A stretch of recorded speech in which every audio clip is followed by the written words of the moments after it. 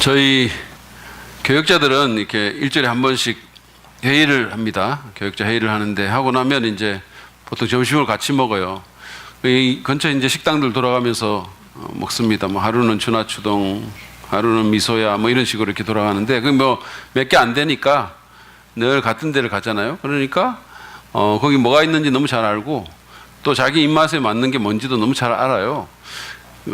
그런데도 불구하고 제가 이렇게 갈 때마다 보는데 정말로 이렇게 음식 주문할 때 보면 늘 같은 데고 늘 먹는데도 보면 메뉴판 들고 무지하게 또 고민을 하는 거예요. 이렇게 메뉴판 열심히 공부하면서 막 다 읽어보고 막 그래가지고 하여튼 또 보면 뭐 옛날에 먹던 거 또 먹기도 하고 뭐 이런 식인데 하여튼 그 음식 그 주문할 때 고를 때마다 엄청 신경 쓰고 고민하는 모습을 봅니다. 어떤 경우는 보면 이렇게 다른 사람이 뭔가 주문하면 자기는 막 바꾸기도 하고 자기가 해놓고는 막 누군가 이렇게 주문하면 안 해도 그거 한다고 막 이렇게 바꾸기도 하고, 예, 그 일을 제일 많이 하는 분이 인석훈 목사님이고, 예, 그 다음이 저고, 그래요. 그런가 하면 또 이제 음식이 이렇게 나오잖아요. 나오고 나서 이렇게 또, 이거 저거 시킬 건데, 막 이러면서 상대방 거를 막 탐내고, 막 다음에는 꼭 저거 시켜야지 이러고, 그 다음에 가면 또 그거 안 시켜요. 하여튼 이런 일들을 우리가 보게 됩니다. 선택한다는 거 이렇게 쉬운 일이 아니죠, 사실.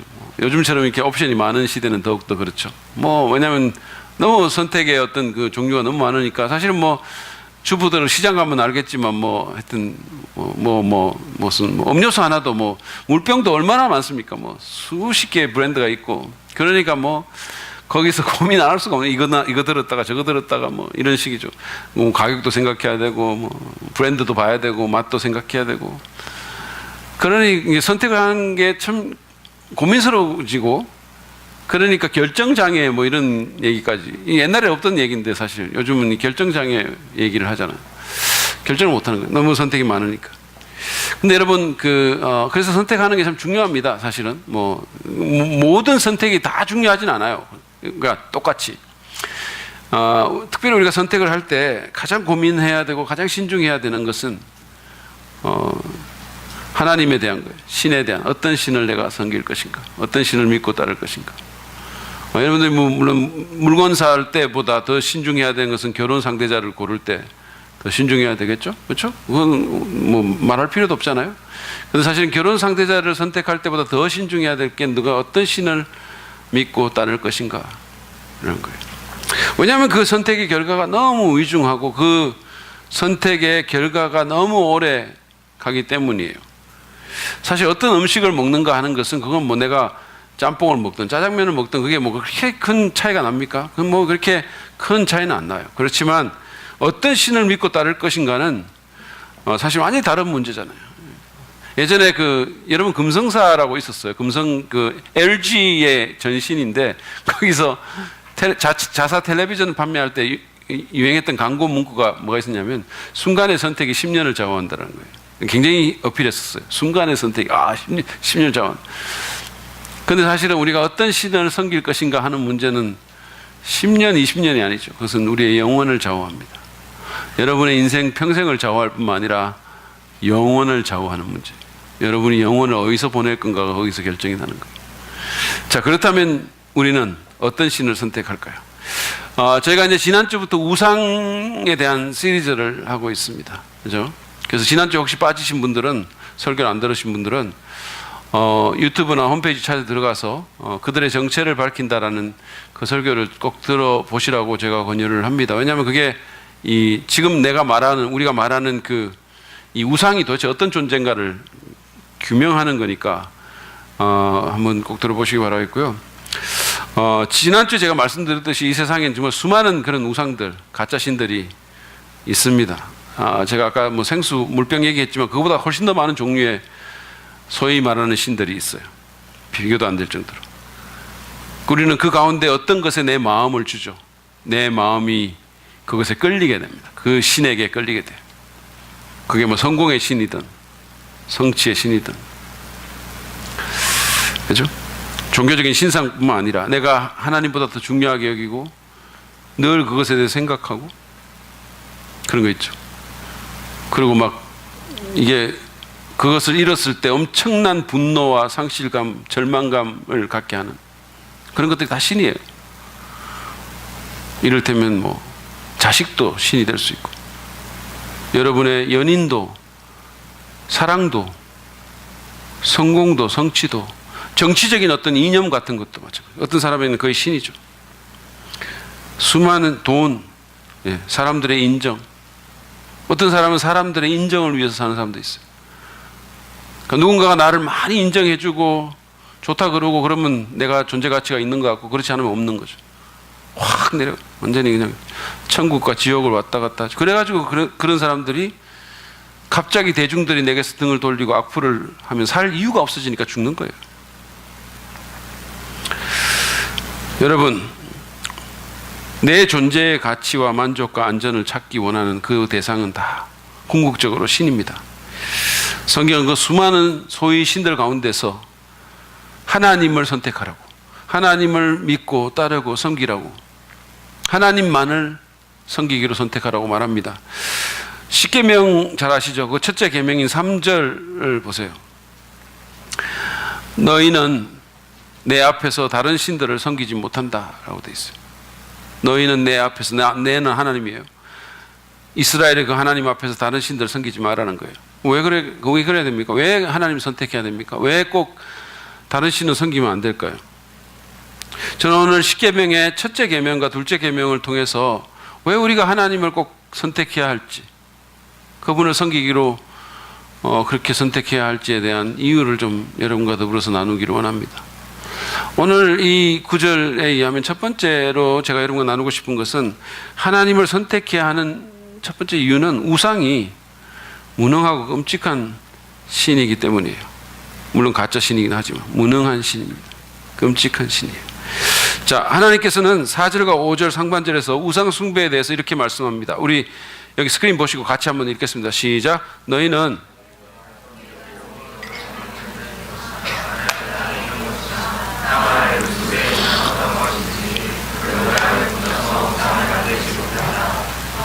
그것들에게 절하거나 그것들을 섬기지.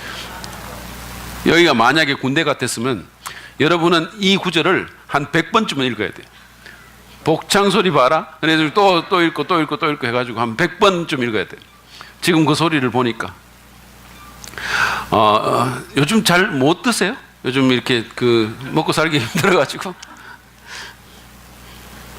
여러분, 지금 여기 4절과 5절, 20장 출애굽기 20장 4절 5절에 보면, 여기 보시면 우상은 우리가 만드는 거예요. 너희가 섬기려고 너희는 만든다, 이렇게 얘기했어요. 우상은 그러니까 피조물입니다. 만들어진 거예요. 만들어진 거. 피조물입니다. 그러니까 우상은 신이 아닌 거예요. 이게 조각해서 만든 우상이건 아니면 우리 마음으로 만든 우상이건 차이가 없어요. 나무로 조각해서 만든, 또는 무슨 금으로 금도금 해가지고 만든 그런 신상들, 그런 것들은 자리만 차지하고 앉아가지고 아무것도 못해요.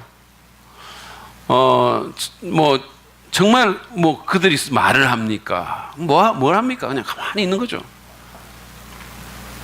그리고 사람들에게 짐만 됩니다. 이사할 때. 그런데 우리가 마음으로 만든 우상도 마찬가지예요. 우리가 참으로 필요한 것들을 우리한테 주지 못하고 아무 도움이 안 되고 우리 인생에 무거운 짐만 될 따름이라는 얘기입니다. 아이러니한 것은 아까 여기 그 구절에 의하면 우상은 우리가 만들었는데, 또 거기 보면 우상은 우리가 거기에 지배를 당하는 존재이기도 한 거예요. 다시 말하면 거기 보면 절하거나 섬긴다라는 표현을 썼어요. 너희는 그것들에게 절하거나 섬기지 못한다. 섬긴다. 그 말이 무슨 말이겠어요? 사람들이 그 우상의 종이 된다는 거예요. 그 우상의 노예가 된다는 거예요. 그 우상이 무서워가지고 어떻게 할 줄을 모르는 거예요. 그래서 사람들이 왜 거기 가가지고 절하고 왜 그럽니까? 거기 종이 돼 있기 때문이에요. 네. 실제로 고대 근동의 그 우상들은 얼마나 흉포한 주인이었던지, 그 당시에 사람들이 말하자면 그 우상을 만족시키기 위해서 자기 자식을 잡아서 불에 태워 희생 제물로 바치기까지 했어요. 아시죠? 이 얼마나 끔찍한 횡포입니까? 근데 이런 것들이 그러면 그때 우상에만 그렇고 지금은 괜찮을까요? 그렇지 않죠. 자, 제가 예를 들어서 한번 설명을 해볼게요. 어떤 아버지가 자기의 직업적 성공을 우상으로 섬긴다고 합시다. 거기 마음이 확 가 있어요. 이 사람은 직업적인 성공에서 자신의 존재 가치를 찾고 삶의 이유를 거기서 찾으려고 하는 거예요. 거기서 자존감이 나오는 거예요. 직업적 성공, 거기서 만족을 찾는 거죠. 그래서 그 사람에게는 그게 신이에요. 물론 그 사람이 그렇게 말은 안 할 거고 종교 안에다가 당신의 종교, 직업적 성공교라고 적지는 않겠지만, 그리고 교회나 성당에 다닐 수도 있고 그게 그의 공식적인 종교일 수 있겠지만, 그러나 실제적인 의미에서 그 사람의 신은 직업적인 성공입니다. 그의 마음은 직업적 성공에 대한 그런 생각으로 가득 차 있어요. 교회에는 나올지 모르겠지만 하나님에 대해서는 거의 생각하지 않고 언제나 생각하는 것은 성공하는 거예요. 그게 그 사람의 신이죠. 그러니까 다른 모든 게 뒷전이에요. 무슨 배우자도 자식도 심지어 자기 건강도 다 뒷전이에요. 이 사람은 모든 것을 직업적 성공에 겁니다. 그래서 이 사람은 아버지의 사랑을 참으로 필요로 하는 그 자녀에게 신경을 쓰지 못하고 그 사랑을 해주지 못합니다. 그리고 아버지와의 시간이 절실히 필요한 그 아이에게 시간을 내어주지 못해요. 그래서 아이는 마치 아버지가 없는 것 같은 그런 상태에서 자라나는 거예요. 여러분, 이 직업적 성공이라는 우상 숭배가 이 사람과 그 가족에게 무슨 짓을 했는지 아시겠습니까? 과거에 몰렉이라는 우상을 섬기던 사람들이 자기 자녀를 몰렉에게 희생 제물로 바쳤듯이 이 사람도 직업적 성공이라는 우상을 위해서 자기 자녀를 희생한 거예요. 물론 과거처럼 아이를 불에 태워 죽인 건 아니겠죠. 그러나 자기가 만든 우상을 위해서 자녀를 희생한 본질은 다르지 않은 거예요. 우상을 자기의 신으로, 자기의 하나님으로 선택하는 것은 참으로 어리석고 정말로 해로운 일입니다. 해로운 선택이에요. 정말 잘못된 선택이에요. 우리 정재영 전도사님이 정말이라는 말을 정말 많이 한다고 몇몇 성도들이 지금 얘기를 하는데 저도 정말 그렇다고 생각해요. 예, 그 몇몇 사람 중에 우리 집사람도 있어요. 정말 많이 한다. 한 성도는 정 전도사님이 기도할 때 그 정말이라는 단어를 몇 번을 쓰는가를 세보려고 했다가 포기했다는 말도 제가 들었어요. 그런데 여러분, 여하튼 우상 숭배는 정말 잘못된 선택이에요. 정말. 그래서 하나님이 우상을 섬기지 말라고 하신 거예요. 여러분, 우리가 성경에서 하나님의 명령과 연관해서 저와 여러분이 알아야 될 게 있는데, 그게 뭐냐면 하나님이 뭘 하라 하지 마라 한 것은 그것은 기본적으로 하나님의 유익보다는 우리의 유익 때문이에요. 우리가 그거를 분별을 잘 못하는 거죠. 어린애가 엄마가 자기를 위해서 하지 마라 그랬는데도 불구하고 그게 뭔지를 모르는 것처럼 우리가 분별을 못할 따름이죠. 하나님이 하지 마라고 한 것은 우리에게 해롭기 때문에 하지 마라는 거예요. 하나님이 하라고 하는데 다 살아보세요. 그 인생 끝내주는 인생 됩니다. 우리가 그렇게 못해서 문제지. 우리가 근시안이고 우리가 믿음이 없고 우리가 두려움과 불안이 너무 많아가지고 그런 거죠. 우리가 자기를 너무 사랑해서 그런 거죠. 사실 어떤 면에서 보면. 여러분, 하나님이 우상 숭배하지 말라고 한 것은 그게 우리한테 너무 해롭기 때문이에요. 백해무익하기 때문입니다. 왜냐하면 우상은 우리에게 구원을 줄 수 없기 때문이에요. 그게 돈이든 직업적 성공이든 자식이든 여러분의 아름다운 몸이든 연인이든 정치적인 일이든 사람들의 인정과 인기든 상관없어요. 여러분 이렇게 말할지 모릅니다. 나는 그것에게 구원 같은 걸 바란 적은 없어. 그렇게 거창하지 않아요. 그냥 나는 직업적인 성공에서 또는 사람들의 인정에서 내 자존감과 내 존재 가치를 좀 찾으려고 했을 따름이에요. 이렇게 말할 수 있어요. 여러분 그게 바로 구원인 거예요. 그게 여러분이 구원을 찾는 겁니다. 그게 바로 의롭다함을 받는 칭의라는 거예요. 여러분이 그걸 찾는 거예요. 사람들의 인정에서 나는 내가 좀 의롭다는, 내가 좀 인정받았다는 느낌, 내 존재 가치가 있다는 느낌, 그게 바로 구원이죠.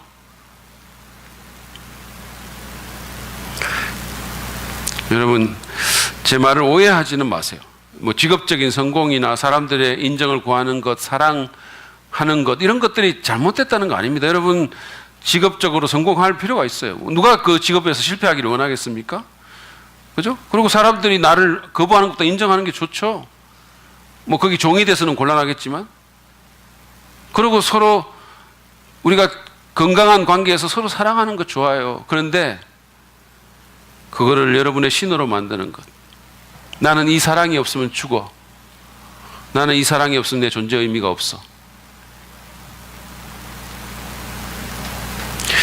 하나님만이 주실 수 있는 존재 가치와 의미와 안전을 거기서 찾는 것은 우상숭배입니다.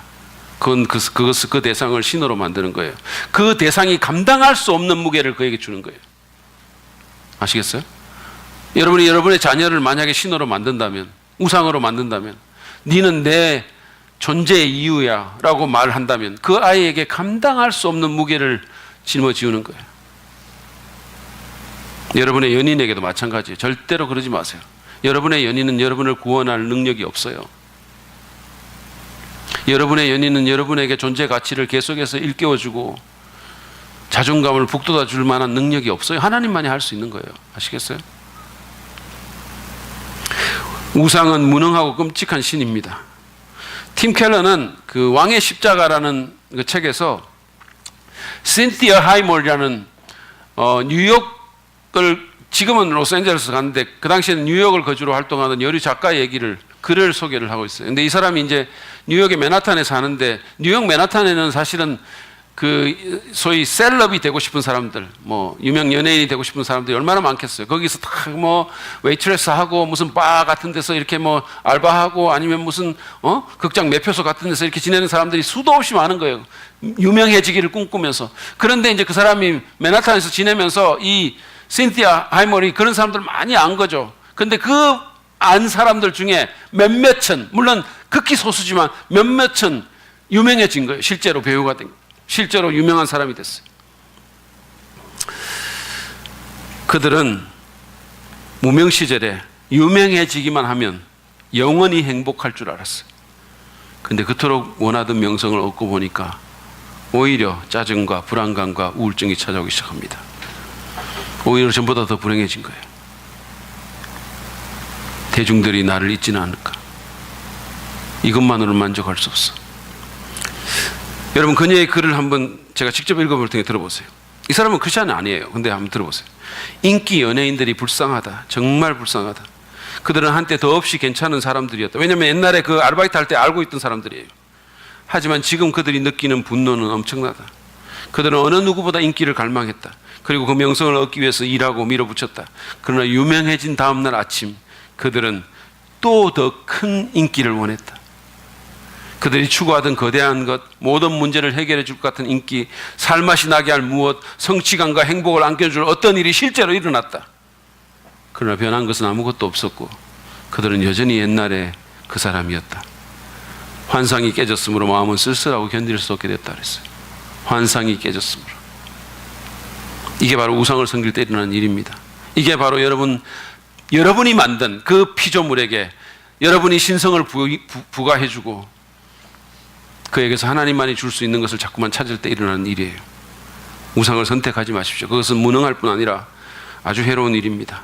그것은 여러분의 삶을 파괴하고 여러분을 산채로 잡아먹을 거예요. 그래서 우리는 참 하나님, 살아계신 하나님만을 믿고 따르고 섬기기로 선택해야 합니다. 두 번째로 오늘 이 말씀은 우리에게 하나님을 선택해야 되는 이유가 그분이 우리를 구원하시는 분이기 때문이라는 거예요. 그분만이 우리를 구원하실 수 있습니다. 우상은 무능하고 우상은 우리를 구원하지 못하지만 하나님은 그렇지 않아요. 그분은 살아계시고 그분은 전지전능하시고 그분은 우리를 구원하실 수 있는 분이십니다. 물론 우리가 이해할 수 없는 일들이 일어나긴 해요. 우리의 고개를 갸우뚱하게 만드는 일이 일어나게 합니다. 그러나 여러분이 아셔야 될 게 두 가지예요. 하나는 우리가 모든 것을 모른다는 거고 또 하나는 뭐예요? 또 하나는 이 세상의 눈으로 보이는 것만으로 모든 것이 판결되는 건 아니라는 사실이에요. 어쨌든 오늘 본문을 보면 십계명을 주시기 전에 하나님께서는 당신에게 이스라엘 백성이 하나님께서는 이스라엘 백성에게 당신이 어떤 일을 하셨는지를 먼저 말씀하고 상기시킵니다. 2절을 보세요. 자, 우리 같이 크게 읽겠습니다. 시작. 나는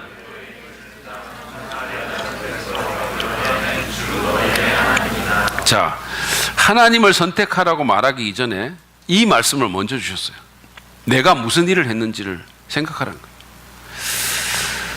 여러분, 그 사람들은 그 당시에 이 하나님을 선택하기 전에 또는 하나님의 그 인도를 받기 전에 그들은 이집트에서 노예 생활을 하던 사람들이었어요. 타국에서 종으로 섬기던 그 상황을 한번 생각해 보세요. 여기 아무도 종된 사람 없죠. 그렇죠?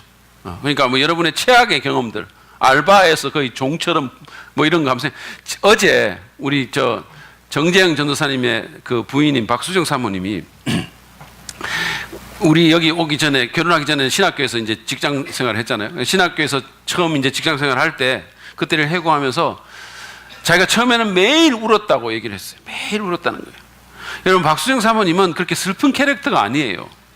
정말 그 아주 유쾌한, 정말 유쾌한 그런 캐릭터입니다. 유쾌할 뿐 아니라 털털합니다. 정말 털털해요. 정말로. 뭐 그렇게 작은 일에 그렇게 신경 쓰고 이런 사람 아니에요. 그러니까 그 전에 제가 한번 말씀드렸잖아요.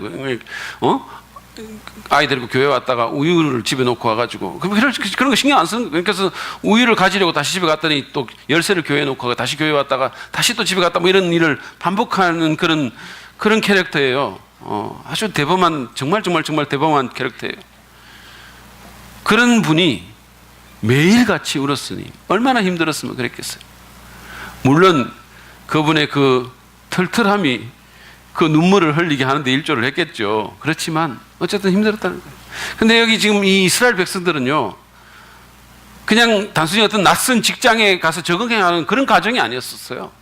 이 사람들은 정말 타국에서 노예 생활을 하던 종들이었습니다. 그들에게는 아무런 소망이 없었어요. 인권도 없었어요.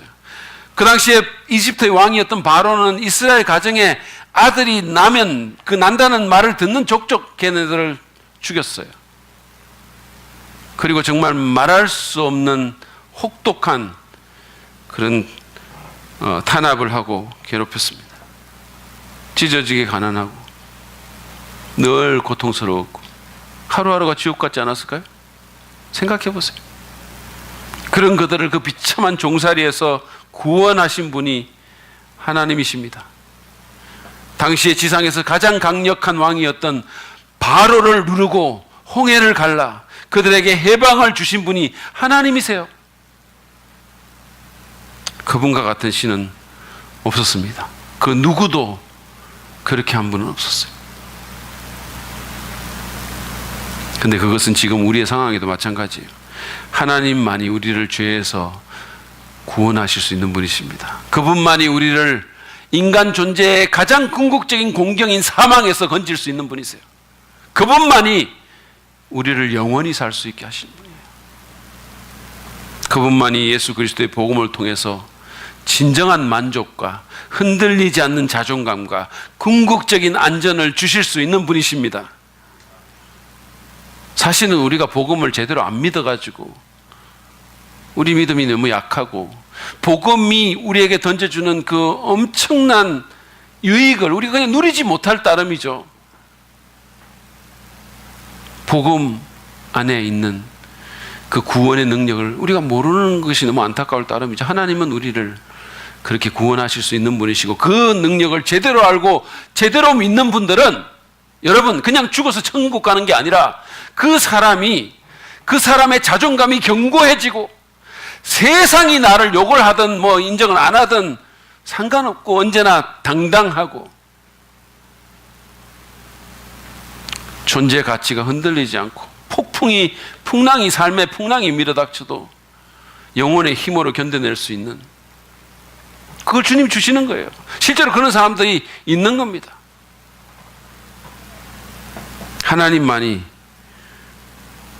그럴 수 있어요. 제가 지난주에 말했듯이 다른 신을 섬겨본 사람이거든요. 저는 예수 믿기 전에도 우상이 있었고 예수 믿고 나서도 우상이 있었어요.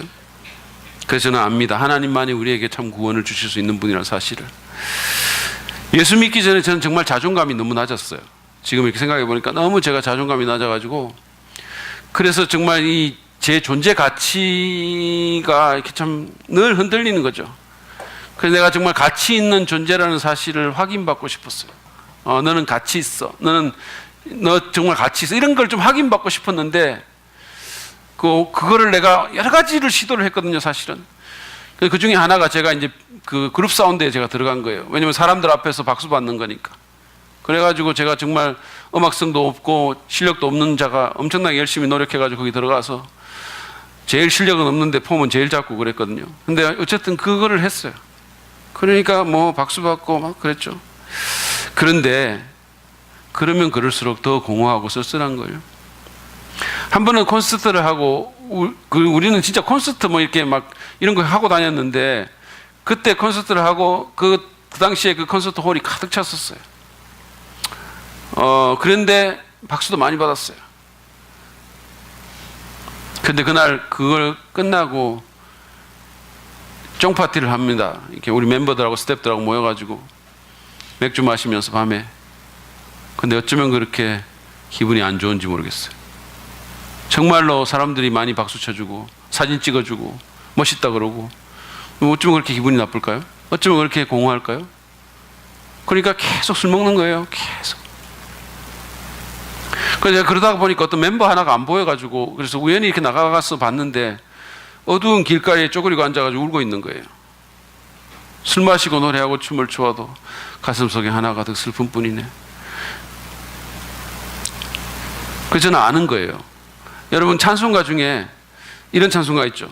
주님과 같이 내 마음 만지는 분 없네. 오랜 세월 찾아 난 알았네. 주밖에 없네. 저는 이 찬송이 진짜인 줄 알아요. 오랜 세월 찾았어요. 오랜 세월 누군가 내 마음을 만져줄 존재를. 내 모든 것을 다 알면서도 여전히 나를 인정해주고, 내 안에 있는 모든 더러운 것들, 위선들, 모든 말도 안 되는 것들을 다 알면서도 여전히 나를 받아주는 그 어떤 존재를 내가 오랜 세월 찾았어요. 그리고 주님과 같은 분은 없다는 사실을 알게 됐어요. 주님만이 그것을 우리에게 줄 수 있는 거예요. 이것은 다른 짝퉁신과는 비교할 수 없습니다. 제가 얼마 전에 어떤 목사님의 설교를 듣는데, 그 목사님에게 찾아와서 상담을 하러 온 어떤 두 엄마의 얘기를 들었어요. 근데 그 엄마에게는 이제 이게 시기는 조금 차이가 있는데, 그 찾아온 시기는, 근데 이제 너무 공통점이 많은 거야. 하나는 뭐냐면, 이 두 엄마에게 10대 아들이 하나밖에 없는 거예요. 둘 다 10대의 외아들이 있어요. 그리고 두 사람 다 남편이 너무 형편없어요. 그리고 또 두 사람 다 이 아들이 지금 빗나가고 있는 거예요. 문제를 일으키고 학교에 문제하고 막 법도 어기고 이런 상황이었어요. 그런데 이제 어쨌든 이제 찾아왔어요. 그런데 이 두 부인 다 자기 아이를 그렇게 망친 근본적인 원인이 자기 남편에게 있다고 믿는 거예요. 아이에게 전혀 시간도 안 내주고, 아이를 봐도 차갑게 그냥 대하고, 뭐 정신도 없고 아이한테 관심도 없고, 일 핑계로 집에 뭐 안 들어오기도 하고 뭐 이런다는 거예요. 그래서 두 사람 다 남편에 대한 심한 분노와 쓴뿌리가 있었어요. 그러니까 분노 때문에 의사소통이 또 안 되죠. 여러분, 분노가 마음속에 쌓이고 있으면, 누군가에 대한 내가 분노가 있으면 이게 대화가 됩니까? 안 되죠. 쓴뿌리 같은 게 있으면 대화가 제대로 안 돼요. 그러면 자꾸 막 이렇게 방어적으로 나오고, 그러면 더 싸우죠. 대화할수록. 그러니까 뭐 분노가 있으니까 대화도 안 되고, 관계는 악화 일로 오고, 그럼 완전 이혼 직전에 있는 거예요. 둘 다. 자, 이런 상황 가운데서 그 목사님이 이제 목사님한테 와서 좀 해결해 달라고 하니까, 목사님이 얘기를 듣고 그러고는 물었어요. 예수님 믿느냐고. 믿는다고 대답했어요. 그러면 예수님께서 당신의 죄를, 당신도 죄가 있는데 당신의 죄를 용서한 것을 믿느냐고. 믿는다고. 그러면 당신은 믿는 사람으로서 그 용서의 필요성과 중요성을 믿느냐고. 믿는다고 그랬어요. 그래서 그 목사님이 그렇게 얘기를 했답니다. 자, 이 문제는 뭐 다른 어떤 것보다 여러분들이 하나님에게 이 문제 맡기고 남편을 용서해야 되지 않느냐고. 용서하라고. 먼저 용서해라고. 용서를 해야 대화를 하든지 뭘 할거 아니냐고. 용서도 안 하고 계속 대화하면 싸우기만 더 싸우고 관계는 더 악화될 거라고. 용서해라고. 근데 두 사람 중에 더 나쁜 남편을 가진 성도가, 그 엄마가, 둘 다 나쁜 남편인데 더 나쁜 남편을 가진 엄마가 그 권면을 받아들였어요. 근데 그 엄마는 사실은 교회 온 지 그렇게 얼마 안 된 엄마인데 믿음이 그렇게 견고하지 않은데 오히려 그 말을 받아들이고 그리고는 남편을 용서하기로 결단한 거예요. 그래가지고 그냥 여러분 용서해 본 적 있으시면 아니면 그게 쉽습니까? 간절히 기도하고 막 이렇게 한 거예요. 그랬더니 하나님께서 정말로 역사하셔가지고 신기하게도 그 마음속에서 이 분노가 사라지기 시작했어요. 분노가 사라졌어요. 그러니 분노가 사라지니까 이제 대화가 되는 거예요. 대화가 복원이 되고 그러니까 관계가 어느 정도 좋아졌어요. 그러니까 이제 대화가 되니까 남편이 이제는 그 부인이 하는 말을 듣게 되고 그래서 그 부인을 통해서 자기 아들이 어떤 상태에 있는가를 진짜로 인지하게 되고 그러니까 그 남편도 이제는 아들한테 좀 나름 신경 써서 잘해주려고 하고 그러니까 그 아들도 좀 잘 된 거예요. 어느 정도 이렇게 다시 돌아오게 되고. 자, 그랬는데 또 다른 부인 있잖아. 또 다른 엄마. 그 엄마는 그 둘 중에는 그 남편이 덜 나쁜 남편이고 그 엄마는 교회에도 오래 나온 엄마인데도 불구하고 남편을 용서하지 않았어요. 용서할 수 없었어요. 왜냐하면 그녀에게는 그 아들이 그냥 아들이 아니었기 때문입니다. 그게 자기 인생의 이유였던 거예요. 그녀는 다른 어떤 것을 인생에서 이루어 본 적이 없는 사람이라고 자기 스스로 목사님한테 말하면서 목사님 제가 정말로 원하는 것은 제 아들 하나 제가 잘 키워가지고 걔 행복하게 돼가지고 그래서 걔가 나를 사랑해 주는 것 그렇게 되면 내 인생이 거기서 의미를 갖는 겁니다. 이렇게 말을 했는 거예요. 그게 내가 사는 목적이에요.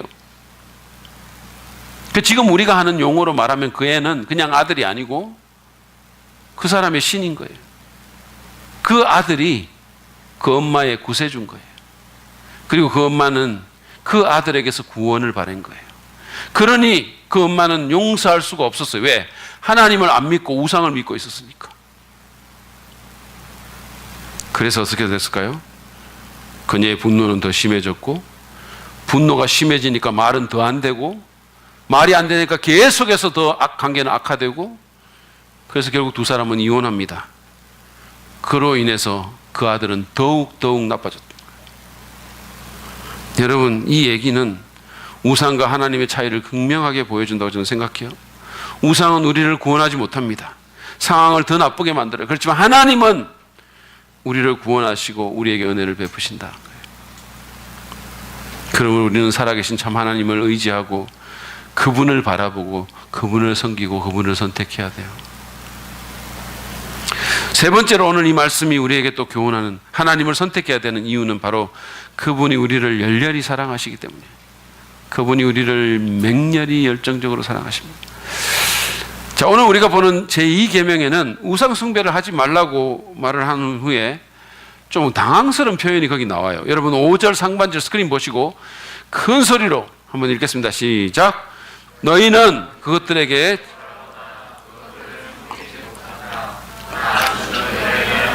질투하는 하나님. 여기 보면 하나님이 스스로를 질투하는 분이라고 얘기를 해요. 질투라니. 여러분 질투라는 게 그런 말 들으면 좀 이렇게 소심하고 째째하고 그냥 속 좁고 그냥 그런 사람들, 자기 자신에 대해서 불안한 그런 사람들을 생각하지 않아요?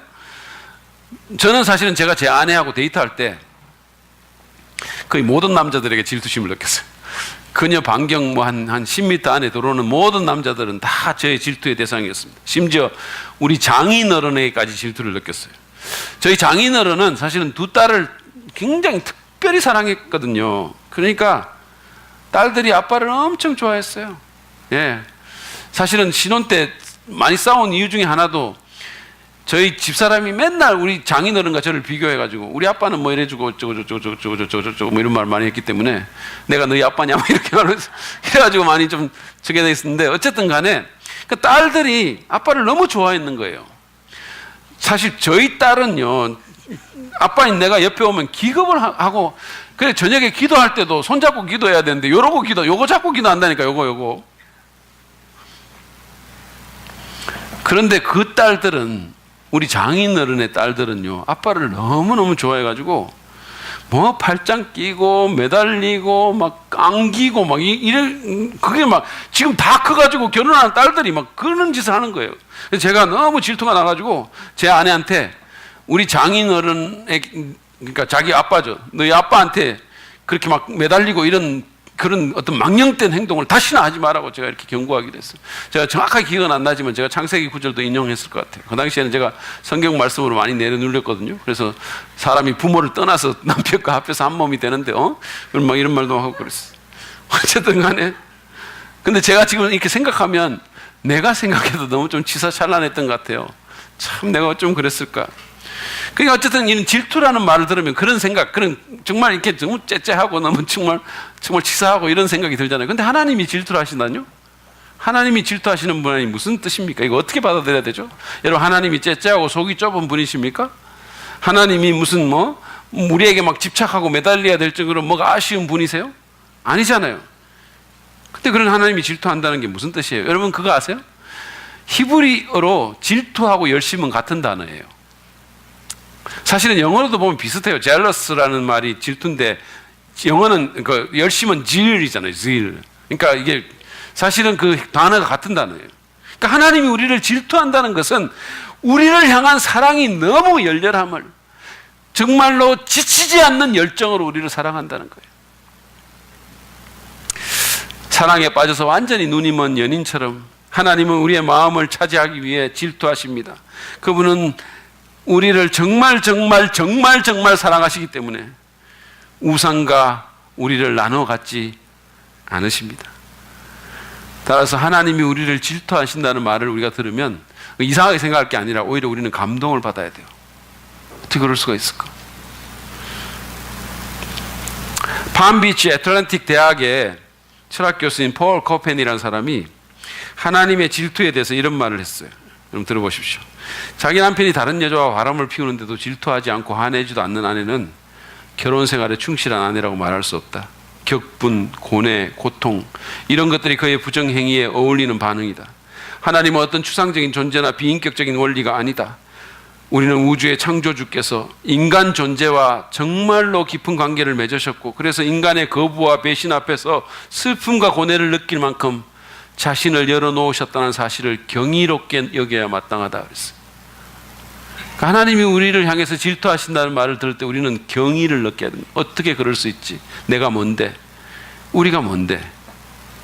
아쉬울 거 하나 없는 전지전능하신 하나님이 왜 내게 그렇게 목을 메고 어떻게 내 마음을 두고 슬픔과 고뇌를 느낄 만큼 질투하시고 그렇게 나를 사랑하시는가? 나는 정말 도저히 알 수가 없네. 이렇게 해야 된다는 거예요. 제가 가만히 생각을 해봤거든요. 그랬더니 제가 이렇게 생각하면서 지금 이 세상에서 제 마음을 차지하기 위해서 슬픔과 고뇌를 느끼는 존재는 그 누구도 없는 거예요. 지금 이 세상에서 내 마음, 이 이재기라는 사람의 마음을 차지하기 위해서 슬픔과 고뇌를 느끼는 존재는 어느 누구도 없는 거예요. 제가 이렇게 생각을 해봤거든요. 한 사람도 그런 사람이 없는 거예요. 저는 IBM 이양 버린 몸이고 저는 태물이 된 거예요. 이제 말하자면. 그런데 놀라운 것은 우주의 왕 되신 하나님께서 오직 그 하나님만이 그 맹렬한 사랑을 제게 퍼붓고 계시는 거예요. 지치지 않는 열정으로. 단 한순간도 내게 대해서 생각하지 않는 시간이 없이. 그래서 여러분, 그래서 우리는 우상이 아니라 하나님을 신뢰하고 그분만을 사랑해야 됩니다. 만약에 우리가 그러지 않고 우리를 사랑하지도 않는 우상에게 마음을 준다면 그것은 하나님에 대한 지독한 배신이고 구약의 선지자들이 표현한 것처럼 그것은 영적인 간음이에요. 아시겠어요? 내가 다른 데 마음을 준 게 그냥 다른 것 좀 더 많이 생각했다가 아니라 영적으로 간음한다는 거예요.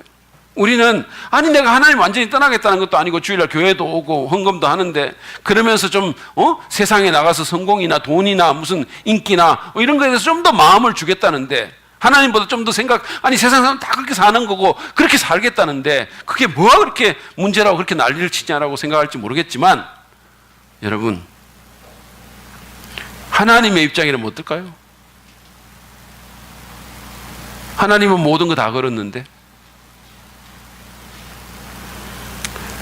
여러분 이런 장면 한번 상상해 보시기 바랍니다. 제가 사실은 상상이 싫은데 그냥 이해를 돕기 제가 미사리에 어느 카페에, 열애 카페라고 있어요. 미사리의 열애 카페에 제가 어떤 여자하고 제 아내가 아닌 다른 여자하고 낭만적인 모습으로 커피를 마시고 있습니다. 자, 지금. 자, 그런데 우리 교회 교인들이 목장 모임을 하고 거기 이제 커피를 마시기 위해서 들어와서 차를 마시기 들어왔어요. 그러다가 저를 발견한 거예요. 아, 이게 다른 여자하고 낭만적으로 커피를 마시는 저를 보고 교인이 놀랐어요. 자, 그게 당신이라고 여러분이라고 생각했어요. 너무 놀란 거예요. 그래도 불구하고 여러분은 저를 그래도 그나마 목사로 믿기 때문에 뭔가 사정이 있겠지 해가지고 그 저한테 다가와서 이렇게 인사하면서 옆에 있는 여자분이 누구냐고 저한테 묻는 거예요. 뭐 출판사 사장이라 이런 말을 그래도 그나마 듣고 싶어서 그러니까 그래서 묻는 거예요. 근데 제가 대답합니다. 아, 이분이요? 얼마 전에 사귄 애인이에요. 서로 인사하세요. 지금 우리 데이트 중이거든요. 그러니까 여러분이, 그 말을 듣고 너무 막 이게 당황스럽고 화도 나고 해가지고, 아니, 사모님은 어쩌시고요? 이렇게 하는 거예요. 그래서 제가 대답합니다. 뭐 어쩌긴 뭐를 어째요. 저는 우리 집 사람도 사랑해요. 집에 가면 사랑합니다. 집에 가면 사랑해요. 그리고 우리 집 사람 안 지가 얼마나, 그녀하고는 이미 오랜 시간 많이 보냈어요. 제가 만약에 이렇게 대답하면 여러분이 어떻게 반응하겠어요? 여러분이 그 말 듣고, 그러세요, 목사님? 아, 목사님 진짜 사랑이 많으시다, 목사님은. 그러면서 여러분은, 그럼 두 분, 이러고 그냥 웃으면서 나가겠어요? 절대로 안 그러죠. 절대로 안 그러죠. 여러분은 저를 아마 모욕하고 어쩌면 저 앞에서 침을 뱉을지도 몰라요. 그런 사실을 만약에 우리 집 사람이 알았다면 어떤 식으로 반응할까요? 네? 여보, 오늘 열애 카페 갔다며. 열애 카페.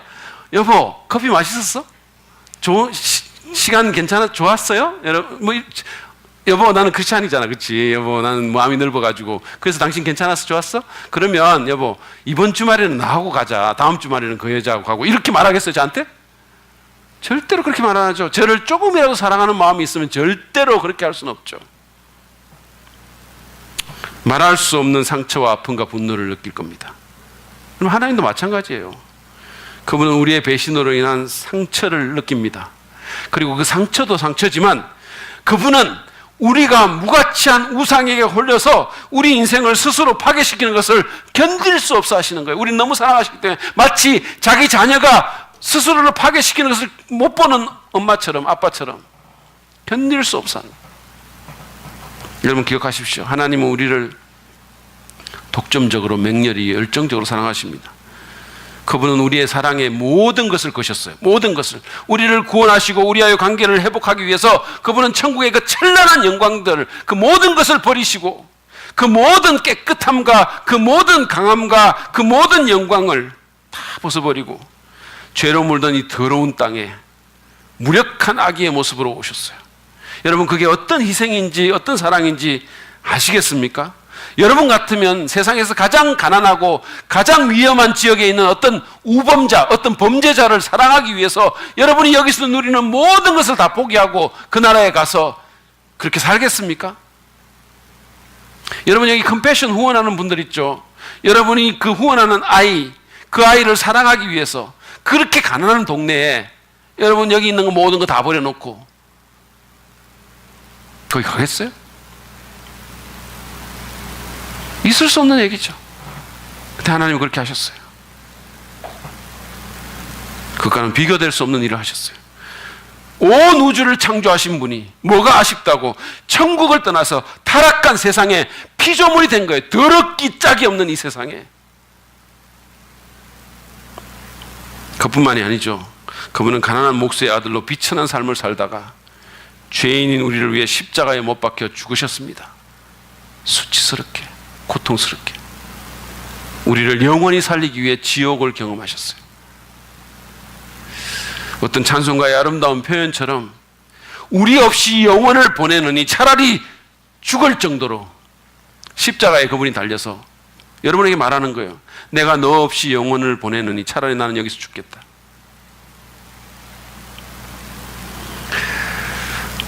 그렇게 우리를 사랑하신 겁니다. 찰스 디킨슨의 자전적인 소설인 데이비드 커퍼필드라는 유명한 소설이 있어요. 사실은 그 거기서 이름 따가지고 유명한 매지션도 있죠. 마술가도 있어요. 근데 이 데이비드 카퍼필드라는 소설에 보면 어떤 삼촌에게 입양된, 그러니까 은퇴한 어부인데 이 사람이 그 삼촌에게 입양된 에밀리라는 소녀의 얘기가 나옵니다. 그 에밀리의 삼촌이자 양부는 자기 조카이자 수양딸을 너무너무 사랑해요. 그러고는 그 딸이 잘 자라서 정말 훌륭한 그런 남자하고 행복한 결혼생활을 하기를 너무 원해요. 그런데 이 에밀리가 아주 잘생긴 건달에게 유혹을 당합니다. 그래서 그 꼬임에 속아 넘어가서 타지로 떠나게 돼요. 그래서 거기서 버림을 받아요. 올 때 갈 때 없어집니다. 집에 가야 되는데 19세기거든요 이때가. 이렇게 대형사고 치고 어떻게 갑니까? 도저히 집으로 돌아갈 수가 없는 거예요. 그래서 낯선 타양에서 사는데 오갈 데가 없죠. 그게 결국은 사창가에 들어갑니다. 이 소식을 들은 삼촌이자 양부는 말할 수 없는 슬픔에 빠지게 돼요.